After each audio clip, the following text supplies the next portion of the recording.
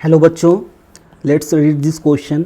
The question says three energy levels L1, L2 and L3 of a hydrogen atom correspond to increasing values of energy, that is EL1 less than EL2 less than EL3.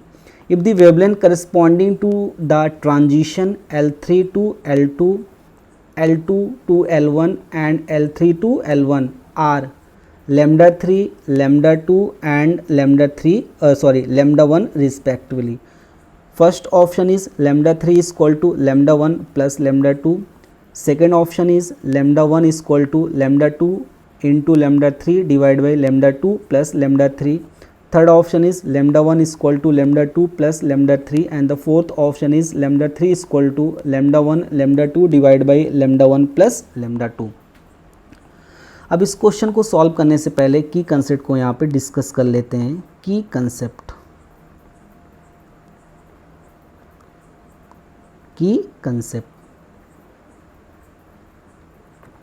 तो की concept में यहाँ पे हम लोग boards third postulate की बात करेंगे. तो according to Bohr's third postulate, when an electron jump from higher energy levels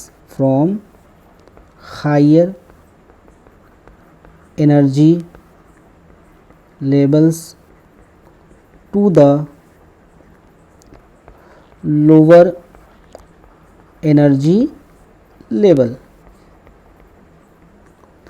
When an electron jump from higher energy levels to the lower energy levels, a photon is emitted. Having energy is given by E is equal to hc divided by lambda.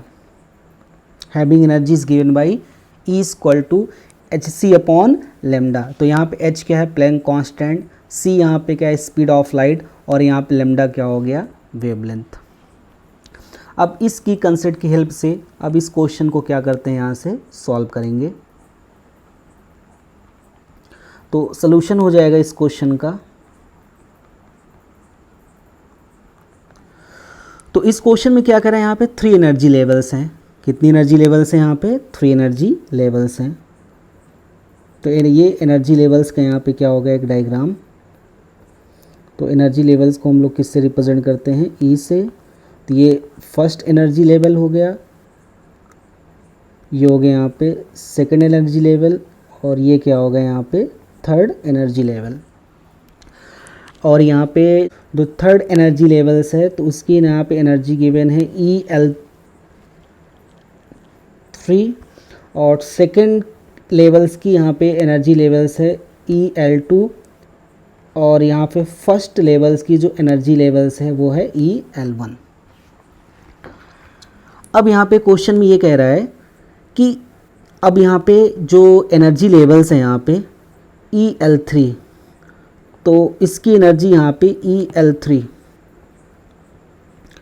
तो EL3 की energy किससे ज़्यादा, EL2, और EL2 की energy किससे ज़्यादा है, EL1. अब यहाँ पे क्वेश्चन आगे कह रहा है, if the wavelength corresponding to the transition L3 to L2, अगर L3 से L2 में अगर ट्रांजिशन होता है तो जो फोटोन रिलीज़ होगा उसकी वेवलेंथ यहाँ पे कितनी गिवन है, लैम्डा 3. यानी अगर इलेक्ट्रॉन जो है L3 लेवल से L2 लेवल में अगर यहाँ से जंप करता है, जो फोटोन यहाँ पे रिलीज़ होगा उसकी वेवलेंथ यहाँ पे कितना गिवन है क्वेश्चन में, यहाँ पे उसकी वेवलेंथ क्वेश्चन में गिवन है lambda 3.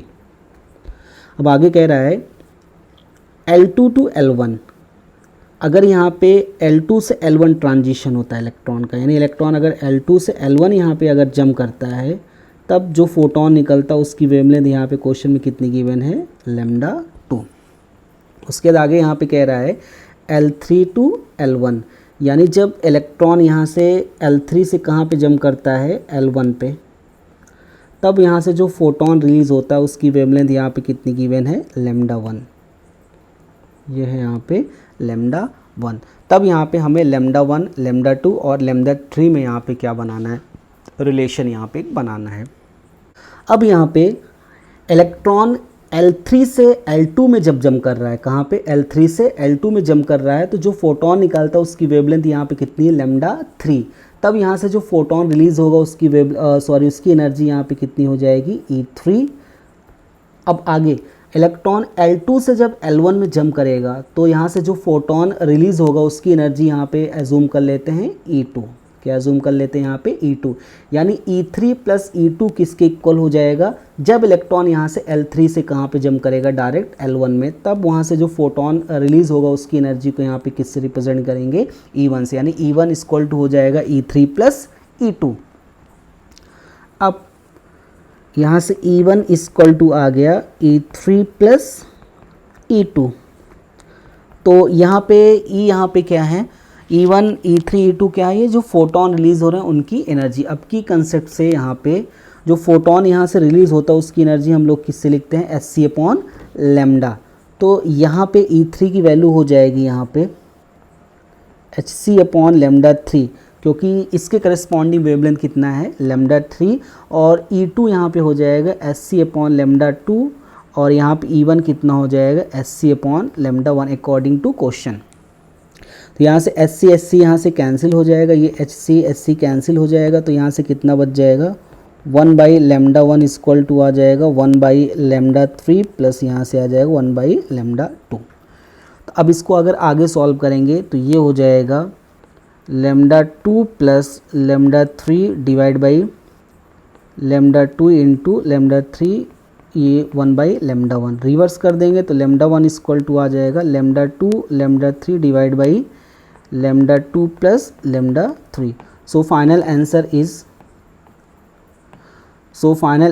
Is λ1 equal to λ2 into λ3 divide by λ2 plus λ3, and second option is the correct option. Hope you understood it well. Best of luck.